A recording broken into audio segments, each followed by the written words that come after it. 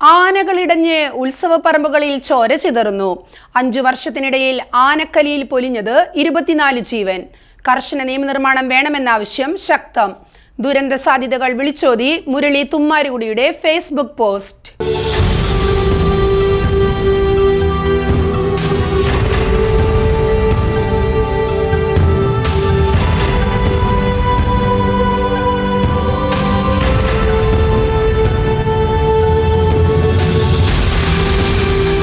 ഉത്സവത്തിനിടയിൽ ആനകൾ വിരണ്ടോടിയതിനെ തുടർന്ന് 3 പേർ ദാരുണമായി കൊല്ലപ്പെട്ടതിന്റെ ഞെട്ടലിൽ നിന്നും മലയാളികൾ ഇനിയും മുക്തരായിട്ടില്ല.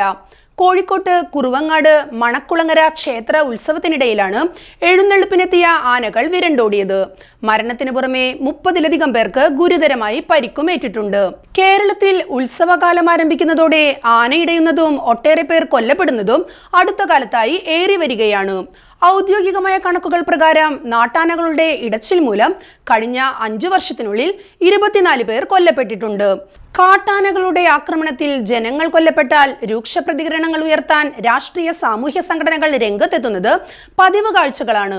എന്നാൽ അവരാരും ഉത്സവവേളകളിൽ ആനകൾ ഇടഞ്ഞുണ്ടാക്കുന്ന ജീവഹാനികൾക്കെതിരെ പ്രതിഷേധിക്കാൻ തയ്യാറാകില്ലെന്നതാണ് യാഥാർത്ഥ്യം. ഉത്സവ നടത്തിപ്പുകൾ സംബന്ധിച്ച് കാലാനുസൃത പരിഷ്കാരങ്ങൾ ഒട്ടേറെ നടന്നിട്ടുണ്ടെങ്കിലും ആനയുടെ എഴുന്നള്ളത്ത് സംബന്ധിച്ച് സുരക്ഷാ നിർദ്ദേശങ്ങൾ ഉയർന്നു വരുമ്പോൾ അതെല്ലാം അവഗണിക്കുകയും മതാചാരങ്ങളിൽ കൈകടത്തുകയുമാണെന്ന വിധത്തിൽ വൈകാരിക പ്രതിഷേധങ്ങൾ ഉയർത്താനുള്ള നീക്കങ്ങളാണ് പലപ്പോഴും ഉണ്ടാകാറുള്ളത്. ഉത്സവവേളകളിൽ ആനയെ എഴുന്നള്ളിക്കുന്നതിന് ഹൈക്കോടതി നിയന്ത്രണം ഏർപ്പെടുത്തിയപ്പോൾ കടുത്ത പ്രതിഷേധമുയർന്നത് വിസ്മരിക്കാൻ കഴിയില്ലല്ലോ. എഴുന്നള്ളത്തിൽ ആനകളെ അണിനിർത്തുന്നതിൽ ക്രമീകരണം സൃഷ്ടിച്ചപ്പോഴും പലരും പ്രതിഷേധവുമായി രംഗത്തെത്തുകയും ചെയ്തു. എഴുന്നള്ളത്തിലെ ആനകളുടെ എണ്ണം കുറച്ച് അപകട സാധ്യത കുറയ്ക്കണമെന്ന ഔദ്യോഗിക നിർദ്ദേശം പോലും ആനപ്രേമികൾ അംഗീകരിക്കുന്നില്ല. ഉത്സവ സീസൺ ആരംഭിച്ചു തുടങ്ങിയതോടെ ആനക്കലിയുടെയും കൊലകളുടെയും കാഴ്ചകളും എവിടെയും നിറയുകയാണ്. ഈ സാഹചര്യത്തിലാണ് ഐക്യരാഷ്ട്രസഭയുടെ പരിസ്ഥിതി കേന്ദ്രത്തിൽ ദുരന്ത സാധ്യത ലഘൂകരണ വിഭാഗം തലവനായ മുരളി തുമ്മാരുകുടിയുടെ വിശകലനം ഏറെ ശ്രദ്ധ നേടുന്നത്. ആനകളെന്നും വന്യമൃഗങ്ങളാണ്. മെരുക്കി ആനകളുടെ വന്യതകൾ എപ്പോൾ വേണമെങ്കിലും പുറത്തെത്താം. ജീവനിൽ കൊതിയുള്ളവർ ആനയെ എഴുന്നള്ളിക്കുന്നിടത്ത് പോകാതിരിക്കുക എന്നതാണ് തൽക്കാലം ജീവൻ രക്ഷിക്കാനുള്ള മാർഗമെന്നും അദ്ദേഹം ഫേസ്ബുക്ക് പോസ്റ്റിൽ വ്യക്തമാക്കിയിട്ടുണ്ട്. ഇതിനെ അനുകൂലിച്ചും പ്രതികൂലിച്ചും ഒട്ടേറെ പേരാണ് ഇപ്പോൾ രംഗത്തെത്തിയിരിക്കുന്നത്. തന്റെ ഫേസ്ബുക്ക് പോസ്റ്റിൽ മുരളി തുമ്മാരുകുടി ചൂണ്ടിക്കാണിക്കുന്ന വസ്തുതകൾ ഈ വിധത്തിലാണ്. നാട്ടാനയും കാട്ടാനയുമായി മരണങ്ങളുടെ എണ്ണം കൂടുകയാണ്. കഴിഞ്ഞ 2 മാസമായി ആനകുത്തിയുള്ള മരണങ്ങളുടെ റിപ്പോർട്ടുകൾ പലതും വന്നു.